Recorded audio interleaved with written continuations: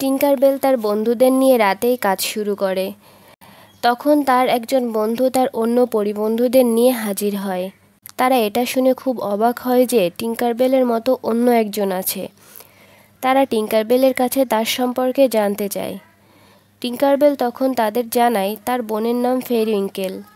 সে এখন এমন একটা মেশিন তৈরি করছে যার সাহায্যে তার বোন এখানে আসতে পারবে এবং তাদের সবার সাথে দেখা করতে পারবে। তারপর সে তাদের কথা তাদের রানীকে জানাবে। তখন বিদিয়া বলে, রানী এগুলো শুনে খুশি হবে বলে মনে হয় তোমার?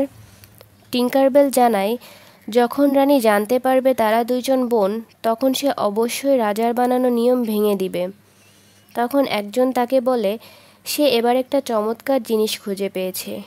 টিঙ্কারবেল জানায় সে এটাকে আর হারাতে চায় না। তখন অন্যরা বলে তারা সবাই টিঙ্কারবেলকে সাহায্য করবে। তারা সবাই মিলে তখন কাজ শুরু করে। পরদিন টিঙ্কারবেল এবং ফেরিউইঙ্কেল বর্ডারের কাছে আসে। তারা খুবই এক্সাইটেড ছিল। টিঙ্কারবেল ফেরিউইঙ্কেলকে দেখে বলে সে জিনিসটা এনেছে কিনা। ফেরিউইঙ্কেল বলে হ্যাঁ। তখন দেখা যায় তার বন্ধুরা বড় এক টুকরো বরফ নিয়ে এসেছে। তারা জিজ্ঞাসা করে এটা দিয়ে কি হবে। টিঙ্কারবেল তখন তার বন্ধুদের দিয়ে একটি মেশিন নিয়ে আসে এবং বলে এটা দিয়ে বরফ তৈরি হবে। উইন্টার ফেরিরা এটা নিয়ে খুবই চিন্তিত ছিল যে এটা কাজ করবে কিনা, করলেও কিভাবে করবে এবং ফেরিউইঙ্কেল সুরক্ষিত থাকবে কিনা। টিঙ্কারবেল তখন তার বন্ধুদের বলে প্রসেসটা দেখাতে।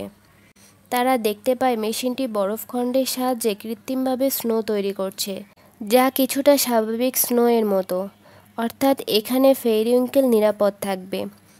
এটা দেখে উইন্টার ফেরিরা তাকে যেতে বলে। টিঙ্কারবেলের বন্ধুরা তাকে বলে এখানে সে কি কি দেখতে পাবে। তারা তাকে পিক্সি ডাস্ট ট্রি দেখাবে, যেটা ছাড়া পরীরা বাঁচতে পারে না, এবং অবশেষে তাকে রানীর সাথে দেখা করাবে। এটা শুনে তারা খুবই এক্সাইটেড হয়। টিঙ্কারবেল বলে যদি পরীরানীকে তারা বলে যে তারা বোন, তাহলে হয়তো সে রাজার নিয়মগুলো ভেঙে দেবে।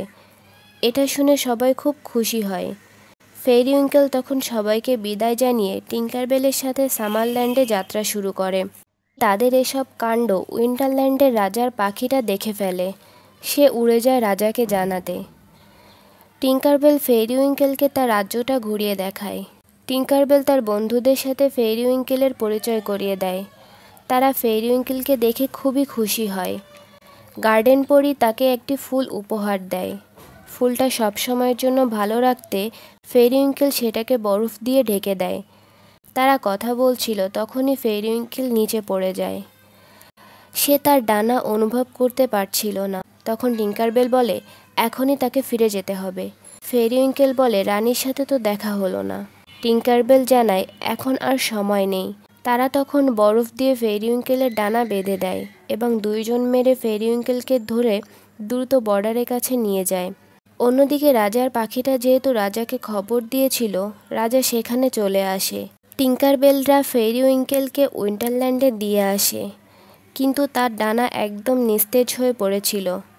তখনই রাজা সেখানে আসলে টিঙ্কারবেল রাজাকে বলে তাকে সাহায্য করতে, ফেরিউইঙ্কেলকে যেন সে ঠিক করে দেয়।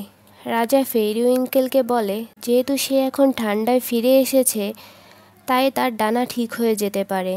তাকে উড়ে দেখতে বলে। ফেরিউইঙ্কেল আস্তে আস্তে চেষ্টা করে, অবশেষে উঠতে পারে।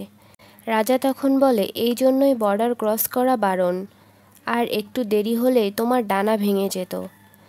ফেরিউইঙ্কেল বলে এটা কাজ করছে, সে ঠিক আছে এখন।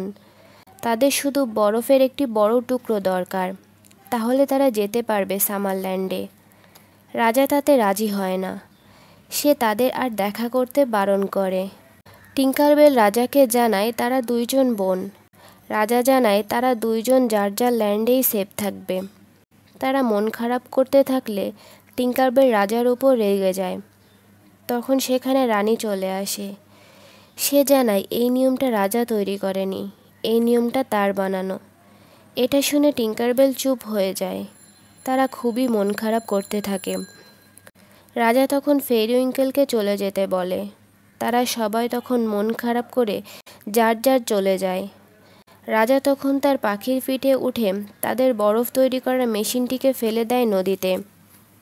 মেশিনটি পানির স্রোতের সাথে ভেসে যে একটা খাদে এমনভাবে পড়ে যে সেখান থেকে স্বয়ংক্রিয়ভাবে অনেক স্নো তৈরি হওয়া শুরু হয়।